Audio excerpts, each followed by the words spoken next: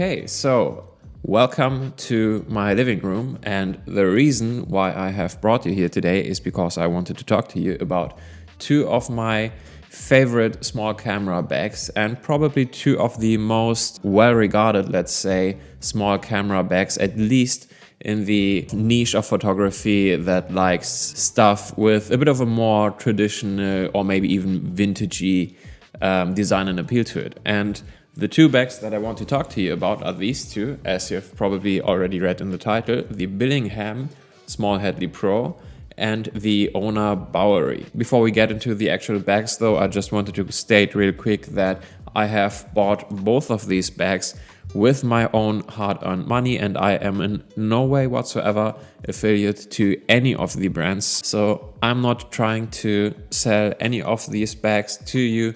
I don't care whether you buy them or not. And so what I want to do now is basically just talk you through both of these bags just in general, then go through their respective positives and drawbacks, and then come to a conclusion and tell you which one I'm actually going to sell and which one I will end up using further down the line. And let's start with the price, because this is actually kind of an interesting point, because both of these bags are sort of in a similar high-ish price range. But if you're watching this in the US, the Ona Bowery is actually cheaper than the Billingham Small Hadley Pro. At least that's what it says on B&H. And this is interesting because it's kind of the reverse here in Europe, mostly because you cannot really buy these Ona bags here in Europe just in the stores. So you basically have to import them from the US. And if you're doing that, you're actually paying a lot for shipping, and then you're paying import fees, you're paying customs, you're paying taxes. And so overall, while the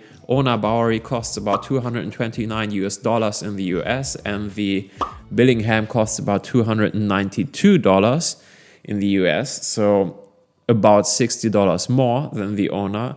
It's kind of the reverse here. I've paid about 250 euros for the Ona about 3 years ago, and now I've just looked it up. It sits just under 270 euros, whereas I have paid over 350 euros for the Ona Bowery, all costs included. So that's quite a bit more. It kind of depends on where you live and where you can get your bags when we're talking about the question of which ones of these is more expensive. And so because that is the case, going forward, I will simply not factor in the price when we are talking about these bags, and I will just class them as similarly priced. So me personally, I am a huge fan of small camera bags simply because they allow me to pack just the right amount of gear, nothing more and nothing less.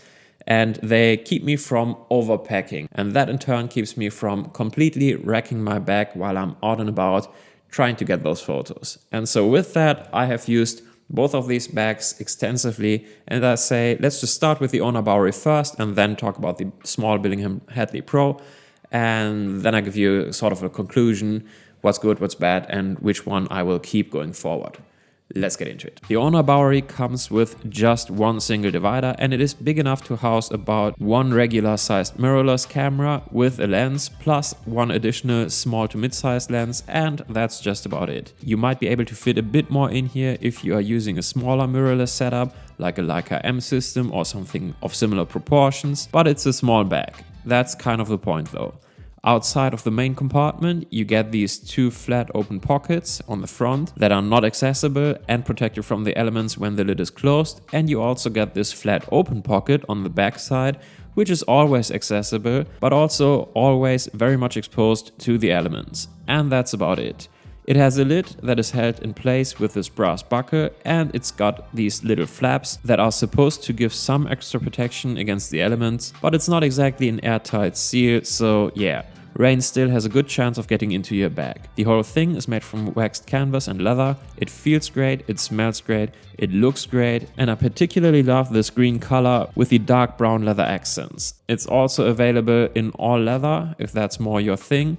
And if you don't mind the extra cost and weight that this will add. The bag also obviously comes with a shoulder strap and a complementary leather shoulder patch to make it more comfortable, and also a nice and sturdy removable leather grab handle. Both the grab handle as well as the shoulder strap are connected to the back via these D-rings and these brass clamps. Overall, the Ona Bowery is kind of a classic by now. You can see it being used by all kinds of photographers around the world, and rightly so. It's a small camera bag that allows you to just bring the bare essentials, nothing more, nothing less, but it looks great, feels high quality, and overall has a very timeless and effortlessly stylish appeal to it. And then we have this, the Billingham Hadley Small Pro. As the name suggests, it's the smaller version of the Hadley Pro bag by Billingham. Now, Billingham is a British company, while Ona is a US-based company, and Billingham has been around since 1973, and they are well established for making high-quality camera gear that will last forever. And this small Hadley Pro is no exception. I have had this bag for about 3.5 years now, and in most regards it looks like it's brand new, despite me using it a ton in all sorts of situations and climates, and certainly not babying it. It is overall similar in size compared to the Ona, albeit a bit taller, which allows you to fit bigger lenses or maybe even a small water bottle if you like. It comes with 2 big dividers for the camera compartment and 2 more smaller dividers that just have Velcro on one side, so they basically act like a small door and allow you to stack multiple lenses or other items on top of each other, which is a rather brilliant way to make the best use of the available space. And so that means that with this bag being slightly taller and having these dividers that allow you to stack your stuff vertically, you're actually able to fit a bit more camera gear into this bag compared to the Ona Bowery. The camera compartment can also be removed entirely, which will allow the bag to fold almost completely flat, and it also allows you to use the camera compartment in another bag you might fancy, like I have done a lot over the past years, just inside your regular backpack. Basically converting your regular EDC backpack to a camera bag, even allowing for side access and everything. By the way, if you are interested in this backpack setup, click the link in the description below to find out more about that. The actual bag also offers 2 pockets on the front, which can expand quite a bit and can house all kinds of stuff, and they are closed shut with these brass buttons. You also get a big flat zippered pocket on the back, and as you can see, the zipper also offers some extra protection against the rain. The whole bag is made from a material called Fibernite, but it is also available in canvas, albeit in different colors. Both the Fibernite and the canvas are very water resistant. Now, Fibernite sort of looks like canvas as well, but it is actually a synthetic material. As I said, it's very water resistant, and I have no fear whatsoever of using this out and about, even in the gnarliest of rainstorms. On the top of the bag you get this sturdy grab handle with a nice bit of leather padding on the bottom to make it a bit nicer to the touch, and also there are obviously leather accents just all over this bag. It also comes with an adjustable shoulder strap, and that's about it. Oh yeah, just as a side note, because the camera compartment is actually removable, you can also just easily fit an 11-inch iPad in here, no problem. So, what I like most about the Ona Bowery is, well, the design, obviously. The design and the choice of materials I honestly like way more than the design and the materials of the Billingham Small Hadley Pro. Not in terms of the functionality though, but in terms of the aesthetic and how it feels to use. It's just, in my opinion at least, the better looking bag. I like just how sort of rugged it feels, even though the Billingham is probably actually more rugged than the Ona.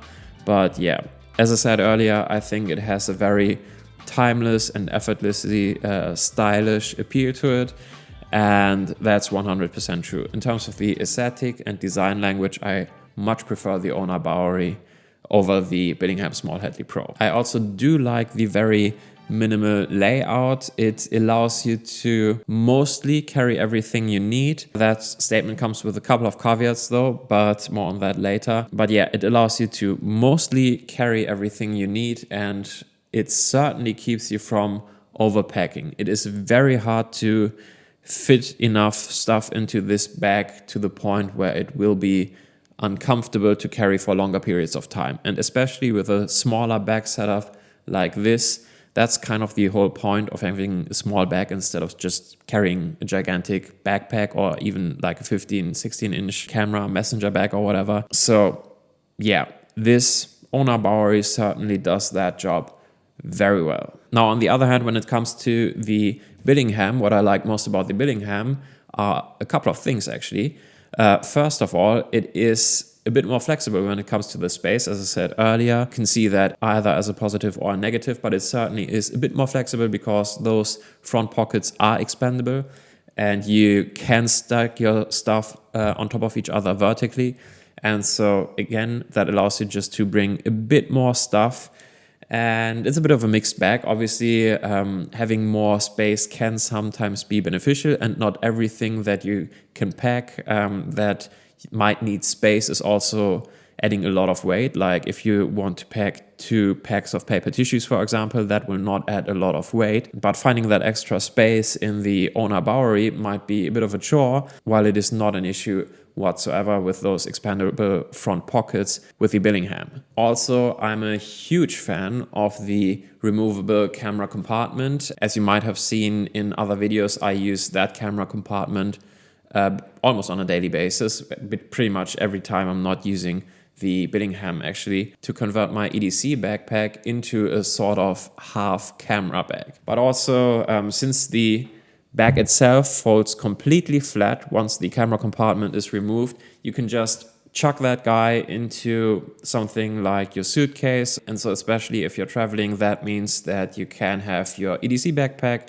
with all of your camera gear on your person, let's say on a plane, and you can have that guy in your checked luggage. And once you get to your destination, you actually have both options. You can go for your backpack setup if you want to, I don't know, be out and about for multiple hours on end, and you might actually want to have like an extra rain jacket and a water bottle and so on. But you also have the option to go more lightweight with this little bag, and it's super easy to switch in between the two. That's something that I certainly value.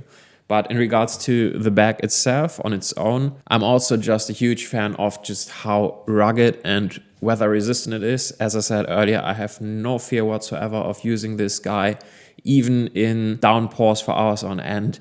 No issues whatsoever, especially with the way that the lid is designed. There's actually not really any danger at all that rainwater might find a way into your bag. And so that's just, let's say, a good thing to know if you're carrying all kinds of valuable electronics, and like I'm often doing, something like a notebook, papers in essence, that can get wet and that might get ruined if they get drenched. Also, one last thing that I love about the Billingham, and it's also kind of the deciding factor here, is just that it is silent. You see, while it might look like it has those lashes that are kind of a nuisance to undo and redo every time you want to get into the bag actually opens by simply opening those lashes on the top end, and that process is, as I said, completely silent. And that is just a nice thing if you want to be as inconspicuous as possible when you're out and about, just shooting, maybe doing street photography or whatever. And also another point is that even the shoulder strap is attached in such a way with this leather loop that it is just completely silent. It doesn't rattle, it doesn't squeak. And so that's obviously just a little detail, but it's a little detail that just matters a lot to me. And that sort of brings us over to this squeaky little guy that is rattling all over the place. Now, I'm rather annoyed by this bag every time I'm carrying it because it is squeaky as hell. As you would expect when you're having a metal brass clamp that is always rubbing against a brass D-ring. So that's kind of to be expected, I guess. But yeah, I don't particularly like that. My wife actually gets super annoyed when I'm carrying the Ona and it's just squeaking along as we are walking through town or whatever. And yeah, I kind of started to hate it for that reason as well, which is a bit of a shame because it is a great bag overall, but that's kind of a deal breaker actually for me. Your mileage may vary completely. You might think that's not an issue whatsoever. And if that is the case, well, at least now you know, I guess, and you can make that decision for yourself. But for me, as I said earlier, it is actually quite a big nuisance, and it's also, as I said, kind of a deal breaker. Well, it's really starting to get dark outside. But anyway, there are also two other reasons that make me sort of dislike the Ona Bowery. And those are, first of all, just the lack of flexibility. So there is no expandable storage whatsoever. You have no way to carry something like an iPad, if you want to carry something like a bigger notebook, maybe an A5 or A6 size notebook. A6 actually fits into the little front pockets, but A5 you can pretty much completely forget unless you are fine with carrying that in the open pocket on the back. But first of all, that's just super easy if somebody wants to steal your stuff, but also it's completely exposed to the elements. And if it rains, that notebook will get soaked. And also, even if you keep your notebook in one of those front compartments, as I have done before, there is actually a good chance of rainwater getting in there if it rains, and that is what happened to me. It didn't exactly ruin my notebook, but at least it sort of, I don't know, drenched the edges a bit. And I don't know, I just don't like that. I don't think it's the most sensible design in that aspect. I think you could have probably done a better job of making this just a bit more weather resistant. And also, this is not the first Ona Bowery that I've ever owned. I've actually had one before, and that one had two little side pockets on either side of the bag, which weren't too big, but at least they allowed you to maybe carry some extra paper tissues or some SD cards or maybe a filter or maybe some spare batteries or whatever, or a lens cloth, just something. And for reasons that I cannot understand, they have removed them, and it's not like this bag has too many storage options and that it was just super redundant. I actually really valued those little side pockets, and it's kind of a shame that they aren't there anymore. And I, for one, actually do miss them. And the last negative, as I mentioned earlier, is just the design in terms of the water resistance. Now, most of my camera gear is actually fairly water resistant, so I'm not too fussed about that. But as I said, I also do carry other stuff in my bag, like paper tissues, notebooks and such. And those items are obviously not too water resistant, and water has a tendency to find its way into this bag. And that pretty much means that I'm not comfortable with using this bag when it's raining outside or when it might rain that day and I might be caught off guard while I'm out and about with this bag. And since it just rains a ton where I live here in Central Europe, especially this year, that's just sort of a deal breaker. That just means that I'm more often than not comfortable bringing this bag with me when I'm going out, and yeah, that's kind of just missing the point for me. And so, you guessed it, the Ona Bowery is the bag that I will sell. I do hope that I will at least get some of my money back, because as I said earlier, it's been quite the expensive purchase. But hey, we'll see about that. Overall, I still think it's a great bag in many regards. I like the materials, I like the design, I like the layout in most ways, with those few caveats, as I said earlier. But yeah, because of those drawbacks, because of that squeakiness, because of the sort of stupid design when it comes to the weather resistance, and because of the lack of flexibility, especially with those two side pouches that they just removed, the Ona is just that much more useful on a day-to-day basis, more rugged, more weather resistant, allows me to carry my gear just more easily. It's also just easier to work with because it just came with more dividers. And yeah, overall, I think it's a bag that is better thought through. But sadly, I just don't like the design as much, but that's something that I'm willing to live with. It's by no means a bad looking bag. It's just not as good looking as the Ona Bowery, but hey. So my choice going forward is the Billingham Small Hattie Pro in this green Fibernite material. It's a bag that I've been using for 3.5 years, and it's a bag that I'm very much looking forward to be using for many more years to come. But anyway, that's all I got for you today. I hope this video was interesting to you, and I do hope that it was also helpful. If you want to learn more about the camera gear that I'm currently using, you can find all of that stuff linked in the description below on my website, and I will do my best to keep that list up to date if anything ever changes. Also, if you want to, you can stop by my print shop and maybe have a look around there and see if you find something that you like. But other than that, as I said, that's all I got for you today. Thank you so much for watching. I hope this was interesting. Feel free to subscribe if you want to see more camera and EDC related content, and I'll see you in the next one. Until then, take care. Bye bye.